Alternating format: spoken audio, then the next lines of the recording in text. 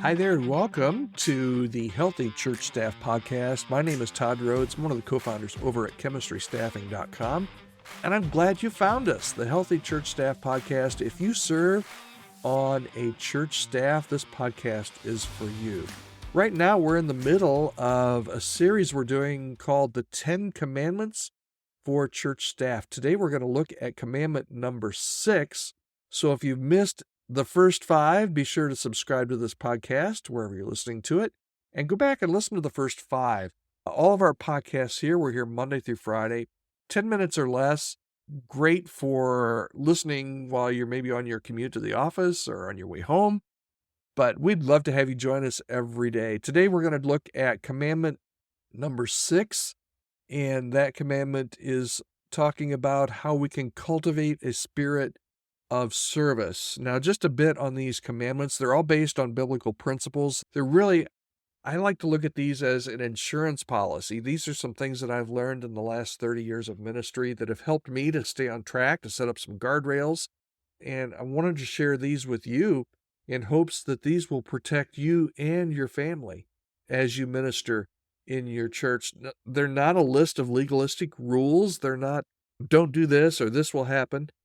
But they are areas that if you apply them and if you really try to do them, they will help you stay on track, help you maintain a healthy work-life balance, avoid burnout, and keep you from some of the bad stuff that we see happen to a lot of people in ministry. Okay, today is commandment number 6, and we're looking at how to cultivate a spirit of service. This comes to us, as all of our commandments do, hopefully, with some biblical principles behind them, and this one comes to us from Mark chapter 10, verse 45.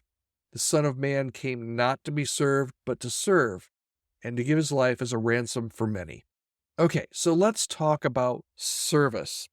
Service is not just about performing tasks. Obviously, in our church roles, whether you're a senior pastor, a worship pastor, a kids pastor, executive pastor, we all have roles and we all have tasks that we need to perform. It's not just about, when we're talking about cultivating a spirit of service, it's not just about performing those tasks. Every job, even those outside the church, have tasks, but it's about performing those tasks while you're being loving and you're caring and you're sacrificing for others. So this is really important when it comes to your work on a church staff, that you are always, right, you're a representative of Jesus, but you're always should be in the mindset of serving others, loving for others, caring for others, sacrificing for others. That's what this whole idea of cultivating a spirit of service is. So how do you do that? Practically speaking, today, how do you do that? The first thing you can do is just by having open eyes, like recognizing and meeting the needs of others. If your head is buried in the tasks that you performed today, you're probably not cultivating a very good spirit of service because you're only trying to check tasks off a list. Cultivating a spirit of service really depends on opening your eyes and seeing the needs of others, recognizing the needs of others, and then doing more with that, practicing humility and empathy. We've talked about both of those, humility and empathy, in our first commandments, and all of these commandments kind of work together for good here. When you're trying to cultivate that spirit of service, eyes open, practice humility and empathy, lead by example, and inspiring others to serve. Really, people are looking at you on the church staff at not only how well you serve Jesus, but how well you serve others. And this is just really important. Let me talk about some red flags. As you say, Todd, how do I know if I'm hitting it out of the park here? Or how do I know if man, I really suck at cultivating service? Here are some red flags. If you find yourself, and this is always a hard one for us to self-diagnose. A lot of times we get input from others on this and it stings, right? If you find that you feel like you're maybe a little bit more self-centered, like you're looking out for your own needs or wants or interests of others, it may suggest that you have a lack of a spirit of service. you might not see this in yourself. All of us have this huge log in our eyes when it comes to some of these things. But if someone comes to you and say, man, you didn't even think about me. You didn't ask me about my decision here. You don't seem to care about others. That could be pointing to just that log of self-centeredness in your own life. You need to consider that.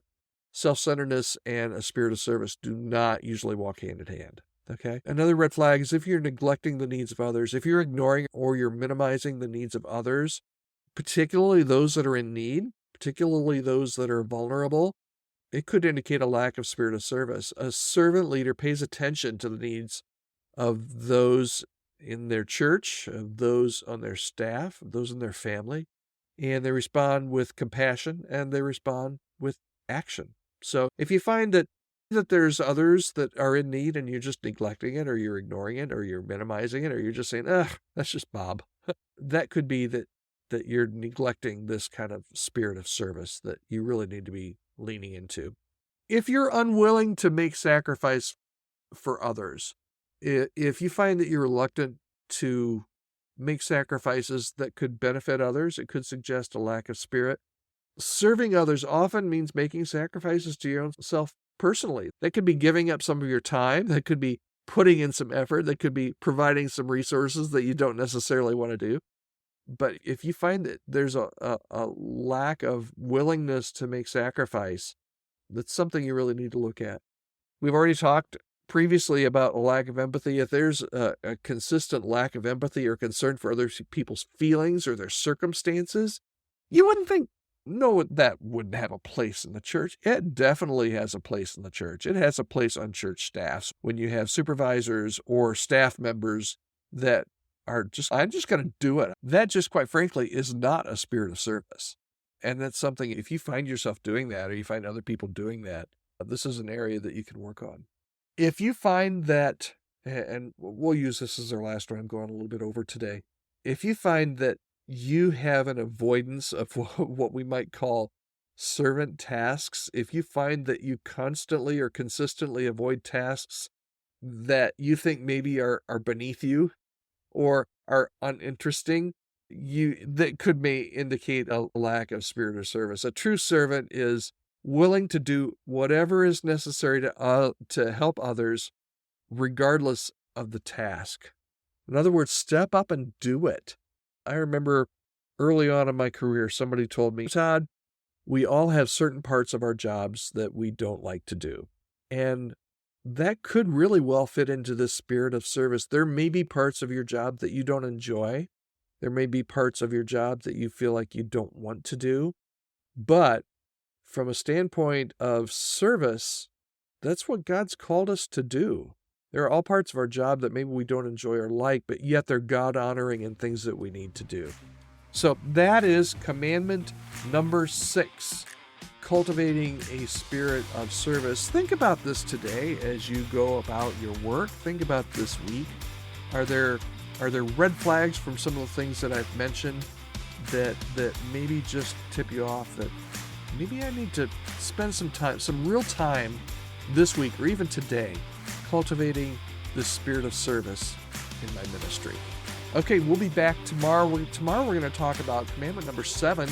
We're working right through this, and boy, this is one that I think we all need. Tomorrow we're going to talk about patience and restraint.